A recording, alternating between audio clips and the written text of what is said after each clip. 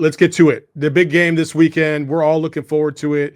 It is a top matchup of the season. It's the best matchup we're probably going to get in McHale because Kansas ain't coming to town. We got some good matchups coming to McHale. Don't get me wrong. This is probably the best season of matchups in McHale history, I would probably argue, because we have a bunch of top 10 teams coming to McHale. But Duke is the headliner because of one, Cooper Flagg coming to McHale. Cooper Flagg, obviously freshman phenom, one of the top-rated prospects, expected to go, if not top overall, one of the top overall draft picks in this upcoming NBA draft. 17 years old. And Corey, this is a stat that blew me away. He literally leads in every single statistical category for Duke: points, rebounds, assists, steals, blocks. He does it all for them. He's phenomenal. Have you had a chance to take a look at his game? I have some notes. What do you think about Cooper Flagg? When you see that stat line, you don't even need to watch tape, because what that stat line tells you is he's extremely active.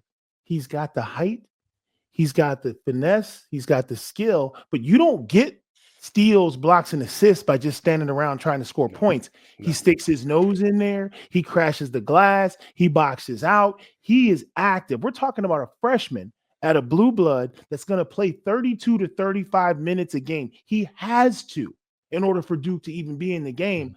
And even then, he's out there mixing it up. I love his motor. I love his heart. And he's got great skills. When he starts to tack experience and mix that in as the third ingredient, that young man's going to be phenomenal. But right now, to see somebody getting those heavy minutes and being that active, being all over the field, leading in those categories, it's just the mental desire and the mental toughness that he has to mix it up. He's not one of those prima donna freshmen who just wants to get his points and then head off to the NBA. He's out there in the trenches. And that's something that an opposing coach and an opposing program like Arizona, you got to be prepared for a kid like that. Yeah, no doubt. Listen, I talked about it at the beginning of the show. Like, one thing we're not going to do is we're not just trash a player because of who they play for. I respect Cooper Flagg because he's a baller. Like, he's an absolute hooper. He proved it when they were getting ready for the when the Olympic team was getting ready for the Olympics. He proved it in some of those Team USA matchups. You got guys like LeBron praising him. You got guys like KD talking about they were impressed with what he had. He's a phenomenal player. He's got a lot of good skill sets. However, if there's some weaknesses to his game, I will point them out right now. Number one, his dribble needs a little clean. It needs to be cleaned up a little bit. It needs a little bit of work. We saw that down the stretch against Kentucky. Got a little loose with the handle. And obviously that last play that basically sealed the game for Kentucky to win that, the dribble got away from him. Also, he has to find a secondary move. Right now, I don't think he's too confident in his jump shot yet. He's a good shooter, but he just hasn't developed that confidence yet in order to be able to pull whenever he wants. So what you'll see is a lot of times when he gets stuck, when he makes his first move and he goes and he gets cut off, he usually turns his back and makes a spin move to try and make something happen, which when you turn your back against the defense, if you have a good defense with good weak side help, what's that going to do, Corey? That's going to be a rip or a steal almost every single time, right? Every time. So those are the weaknesses that I see in his game right now, but there's subtle weaknesses. And as the season goes on, listen, I'll tell you right now, if Arizona plays Duke right now, and then they play Duke in the tournament, they better not be thinking it's the same team that they saw back in November, because that's not going to happen. This is going to be a different team because they have a lot of freshmen on that squad as well that are trying to contribute.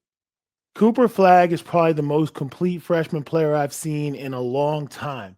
And you made some great points. Here's the crazy thing about Cooper Flagg. The things that he doesn't have aren't his fault.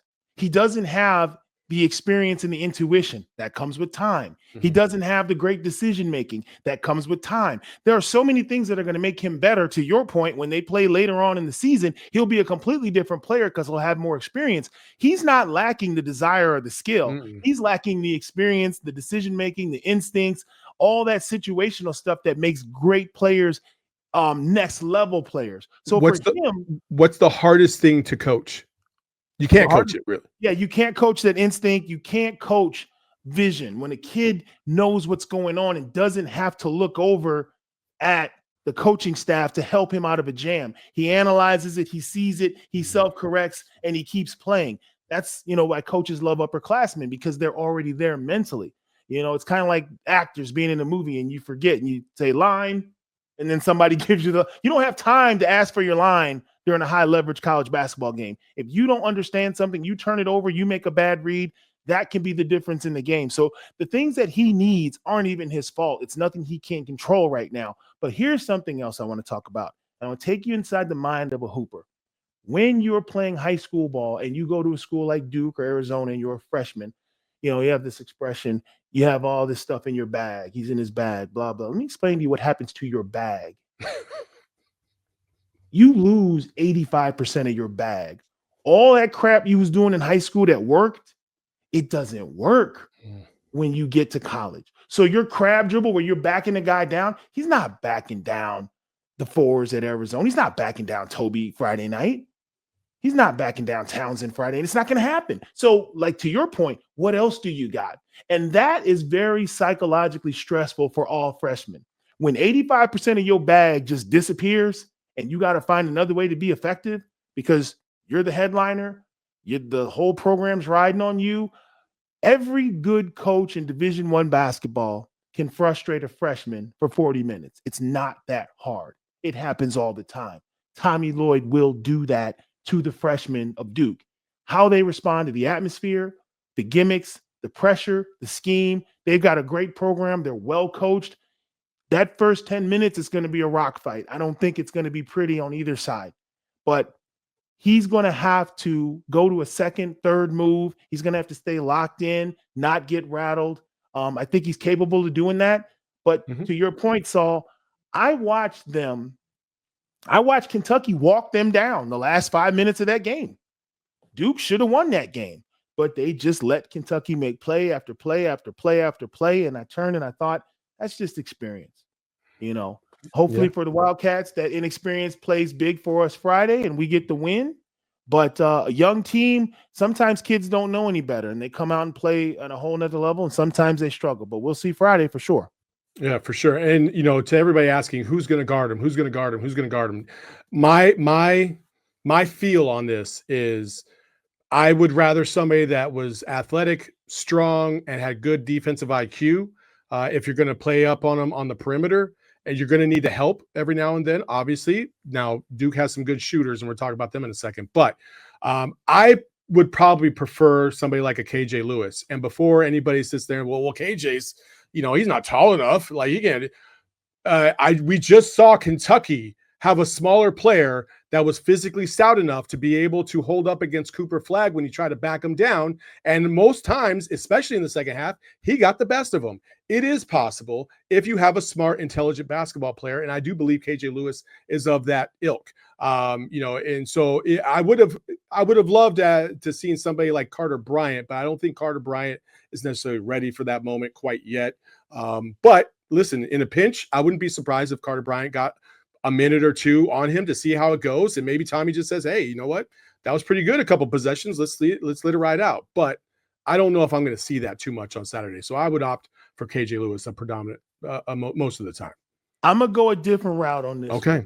Let me hear it. I want Trey Townsend on Cooper Flagg. Okay. You're a fifth-year senior, 6'6", 235. There's no post-ups. This kid can't even get in the paint against you. You've been in the weight room for 5 years. I need you to go out here and punk this freshman in McHale Center Friday night. I don't even care what you do on offense. I want him to feel you on him all night. A fifth-year senior in a high-leverage moment with all his experience. Stay out of foul trouble, but I need you to wear him down. I need him to get the message early on. There's no layups in McHale Center. There's no dunks in McHale Center. You're 18. He's 22, 23 years old. He needs to feel that 5-year difference, and he needs to feel it for 40 minutes. That's what I would do. But then again, I don't get paid the big bucks. So who knows what we're going to see. But if it was me and we were in the gym playing pickup, oh, yeah. Trey, you got him. You got the kid. You got the youngster. Body him up and send the message early. And even if you pick up two fouls in the first 16, if you got 2 fouls at halftime, that's fine. Just don't have 3. But no layup. There's got to be a no layup, no dunk rule in effect. Oh, yeah. Opening 10 minutes of the game, because the crowd's going to be bananas. And if you make it physical, sometimes when it gets out of hand, the refs just tuck the whistle and let it go. Whatever happens, happens. And that's the kind of game you want to force. Oh man, Kevin, you know what we needed? We needed a no easy buckets graphic right there. We needed a Kevin Parham no easy buckets right there. That would have been perfect right there. Yeah, Saturday no easy buckets. I totally agree, Corey. That is definitely got to happen. Kevin, what do you think? Yeah, no, I agree. And I just wanted to hop in and say, as the producer, we will get a no easy bucket going for some sort of segment, because that's a genius idea. Yeah. Yeah, Plants all absolutely. No day. easy Let's buckets. get that going immediately.